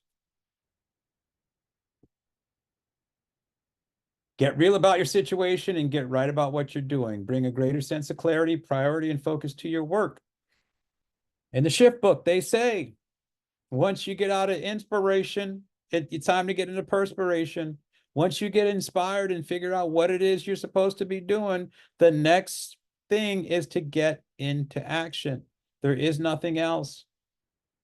We can't perpetually be spending time in ready, aim, ready, aim, ready, aim, ready, aim. We have to get up and get into action. 5, 4, 3, 2, 1, go. That's a book by Mel Robbins. She was a keynote speaker at Family Reunion this year. You'd also write that down. Mel Robbins, YouTube, 5, 4, 3, 2, 1. Go check that out. Design your future. What's your value proposition? What's your big why? What's your profit goal? Number of transactions. How many homes do you want to sell? How many people do you want to help? How much money do you want to make? Your database. Who's in it? How are they tagged? Are you communicating with them systematically and automatically using smart plans with text messages and emails? And using the DTD2, do the database too, which allows you to hit your database every single quarter, 4 times a year. Another thing, the 201 Plus Club, write that down. It's been proven that agents who have 201 contacts or more in their command and have those on a 36 touch campaign and calling them quarterly, there's a difference in between, there's a jump in income from like 79,000 to 121,000 just by getting to 201 contacts and having them on a smart plan and doing the DTD2. And how do I know that? Because Keller Williams tracks that through users on command. Smart money business. Be smart about your money.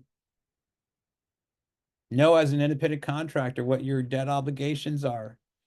Talk to a tax advisor and say, what is filing my taxes from a real estate perspective going to look like? Which sort of expenses should I look to incur? Which sort of expenses should I look to manage? And which ones should I look to avoid? Here's another one, IRS code 179. That's the one that says if you buy a vehicle that's 6,000 pounds or greater, you can write that vehicle off.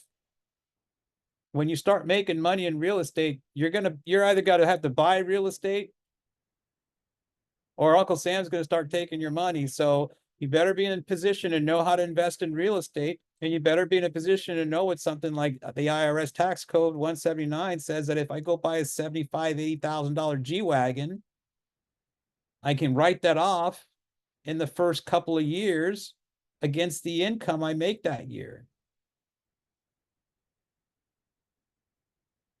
And there's also tax benefits for independent contractors in real estate that buy and invest in real estate that other people don't get. So look into that and see, what is that? Accountability, we talked about that. Accountability is the breakfast of champions, the measure at which you own up to what you do. I love that. Learning, always be learning based. We don't know, we don't know. And as soon as we understand and have that awareness, then everything else is possible. And then we can go out and seek that knowledge.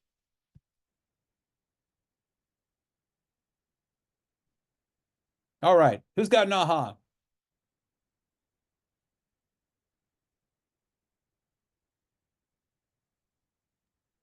£6,000 vehicle can be written off through IRS. 179. Bingo, bingo. Tax code 179. Go look that up afterwards. You'd be like, man, I'm going to get me a big, heavy SUV. I think some Teslas qualify for that as well. But you want to look into that seriously, because you're, like I said, you're either gonna drive a nice car or you're gonna pay Uncle Sam. And if you go and you have like a big year and you make a big chunk of money and you don't have the write-offs, then what are you gonna do? You're either gonna pay it to Uncle Sam or do something smart with it. So figure out, how do I manage the money when I start to make it? And don't be reactive to that. Okay. Ahas to achievement. How has your thinking changed? What ideas or mindsets were new? How do you feel differently about? Or what do you feel differently about? What was meaningful to you today? I hope you guys have gotten a lot of stuff out of today's class.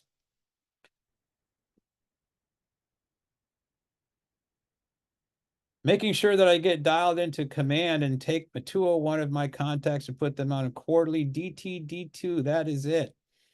So I'm going to send you guys the DTD2 calendar so you know, and you can say, okay, if I start on July 1st, then here's what I'm calling. And the DTD2 is kind of like A and W. So you're going to call all the A's in your database for the week. You're going to call your W's. And then there's another column that says, I'm going to call the A's, call the W's, and I'm going to text the E's, or whatever that looks like. So you're really just firing into your database at a real consistent rhythmic level, right? It's consistency, it's the rhythm, it's the cadence that we want to bring to our business. When we can create a rhythm and a cadence, our business will start to sound more like a symphony and less like a fifth grade band. And I know most people have heard both and have a preference of what a symphony sounds like. But it's all about a rhythm and a cadence. That's what we want to create in our business. And when we do that, our business will tend to elevate and ascend like a jet plane and not be up and down like a roller coaster. Taking time to get smart about capabilities of the tools. Absolutely. We have to choose to educate ourselves. We have to be intentional about education. Who are you hanging around with? What sort of conversations are you having? Who are you learning from? Who are you listening to? Maybe it's time to cut some people out of your life. right? The people you hang around with are either going to elevate you to where you want to go or they're going to hold you back. There's typically no in between, you know? Most people, because they have a small mindset, don't want you to succeed because your dreams are bigger than they could ever imagine. And then they want to talk you down. So be careful who you share your dreams with. Most people are dream killers. Oftentimes, the people that you are closest to are your biggest dream killers. So be careful who you share your big dreams with. Or your BHAGs, your big, hairy, audacious goals. Everyone should have a BHAG.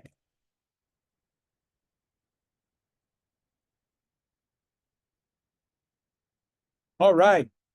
This is the part. We're going to go to KWU eval. You're going to put my name in, and I'm just going to go ahead and pop my information in here because now is the time to do that. I am with KW Beverly Hills.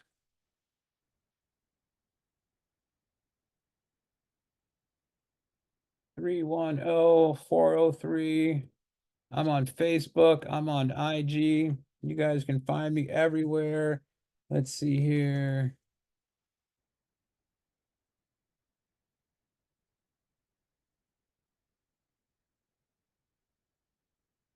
All right, almost done here. Okay. That's my information. That's my cell number. You guys can find me on Facebook. I am also on IG under A Rollins 00. I am going to make sure that I want to get a copy of this. Actually, no, I'm just going to do that. If you haven't dropped your email into the chat, please do so now, because I'm going to try to see if I can just do a copy of this and then paste it and grab everyone's email and be able to send you out everything that I said I was going to send you. Otherwise, I'm sure if you guys, through the registration process, someone's taking attendance and they're going to be able to get this to me, and then I can hook you guys up with everything that that I promised. So who's just got a couple of ahas for me before we wrap? We got 2 minutes left.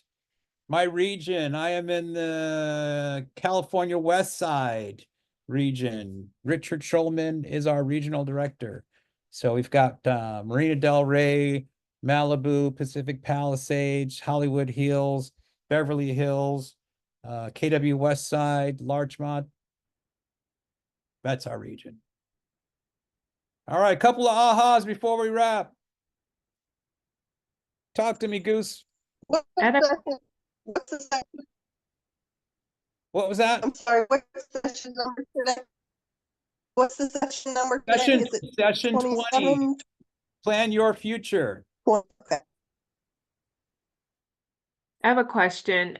Your BVO classroom link, is it only, does it only work when you're actually doing the classroom session? Because I tried to click on a link, but it gave me an error. Nope. If you went there now, there's not going to be anyone in there, but this link will work. And here, I'm just going to pop that in here again. So let's see here. All right. And you said specific time? Yep. The morning Okay. climb, Monday through Friday, 7:30 to 8:30 a.m. at BVO Classroom. I'd love to see everyone there. Like I said, we call it's our West Coast version of Pivot Shift, because I'm not getting up at 5 o'clock in the morning for Pivot Shift.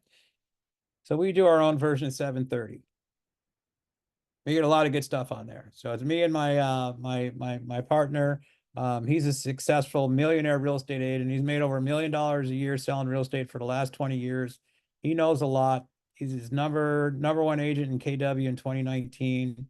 You know, so it's a great class, and it's part of that learning.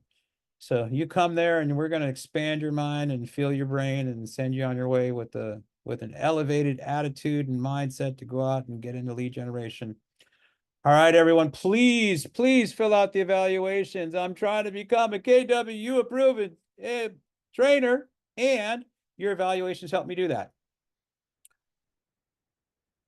All right, I think that's it. My clock says 8:01. Thank you all. Peace and Thank you so much. Well said, well done. all right. Appreciate that. Hopefully I'm gonna see you guys on the call. If not tomorrow, sometime soon. We actually have great guest speakers on there too. So you definitely want to come check it out and at least get on our mailing list. We send out a daily email that's got all the class information, and it's good stuff. Diana, thank you. Thank you so much. A lot of great information. All right, Lorena. Dan, thank you. Thank you all. Appreciate you all. And I will be teaching I'm going to teach another class here for the next session. So you guys are going to be part of a group now. So we're going to stay in contact, and definitely look forward to seeing you guys. If you ever come down to the LA area, look me up, and you'll see me at family reunion and those kind of things. All right. Peace and blessings, everybody. Take care. Bernice, thank you. Appreciate you all. Thank you. Goodbye. Bye-bye. Goodbye. And thank you for being such a participant, Geneva. I know you would be in the front row. If this class was live, you would be in the front row. You'd be my Vanna White writing on the big board there for me. When I come into LA, I'm gonna look you up one day. Better look me up. I'm from LA. Oh, well, if that's the case, then Know a little bit about your neck of the woods. okay. Yeah, We don't. all need to link up if you're from LA then, brother. I saw you on 90210. Okay, I yeah. saw it, and I'm from 91104. So let's do some things Okay, down there. cool. I actually have some clients out that way. I'm back in the business full time after having babies. Miss G and I are My sister, neighbors. how you be? How you be? Hey sis, girl, you know. All right now. Okay. We'll find me on Facebook. You Yeah, got all man. my information. Yeah. We Okay. got you. Thank you, Anthony. Have a good one. All right, guys. Take care. I'm going to Cheers. watch my nephew play baseball now. Sounds fun. Have a good time. All right. Bye-bye.